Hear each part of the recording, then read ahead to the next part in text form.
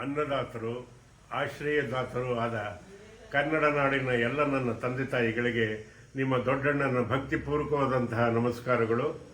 ನಿಮಗೆ ಒಂದು ವಿಷಯವನ್ನು ನಾನು ತಿಳಿಸಲೇಬೇಕು. ಏನು ಅಂದರೆ, ಇವತ್ತು ಬೆಳಗ್ಗೆನೆ ನಾನು ಹೇಳೋದಕ್ಕಿಂತ ಮುಂಚೆನೇ ಯಾರೋ ಅವಿವೇಕಿಗಳು ನಾನು ನಿಧನವಾಗಿದ್ದೀನಿ ಅನ್ನೋದನ್ನು ಫೇಕ್ ನ್ಯೂಸಲ್ಲಿ ಹಾಕಿದ್ದಾರೆ. ಅದು ಶುದ್ಧ ಸುಳ್ಳು, ಶುದ್ಧ ಸುಳ್ಳು, ಶುದ್ಧ ಸುಳ್ಳು. ನಾನು ಆರೋಗ್ಯವಾಗಿದ್ದೀನಿ, ನೆಮ್ಮದಿಯಾಗಿದ್ದೀನಿ. ಹಾಗಾಗಿ ಈ ವಿಷಯನ ತಮಗೆಲ್ಲ ತಿಳಿಸ್ಬೇಕು. ನನಗೆ ಬೆಳಗ್ಗೆಯಿಂದ ಮುಖ ತೊಳ್ಕೊಳ್ಳೋದಕ್ಕೂ ಬಿಡ್ತಾ ಇಲ್ಲ. ಎಲ್ಲ ನನ್ನ ಪ್ರೀತಿ ಪಾತ್ರರು, ನನ್ನ ಅಭಿಮಾನಿಗಳು, ನನ್ನ ಬಂಧು ಬಳಗದವರು, ನನ್ನ ಮಕ್ಕಳು ಮೊಮ್ಮಕ್ಕಳು ಎಲ್ಲ ಫೋನ್ ಮಾಡ್ತಾಯಿದ್ರು. ಅದಕ್ಕೋಸ್ಕರ ಈ ವಿಡಿಯೋ ಮಾಡಿ ನಿಮ್ಗೆ ಆಗ್ತಾಯಿದ್ದೀನಿ. ನಾನು ಆರೋಗ್ಯವಾಗಿದ್ದೀನಿ.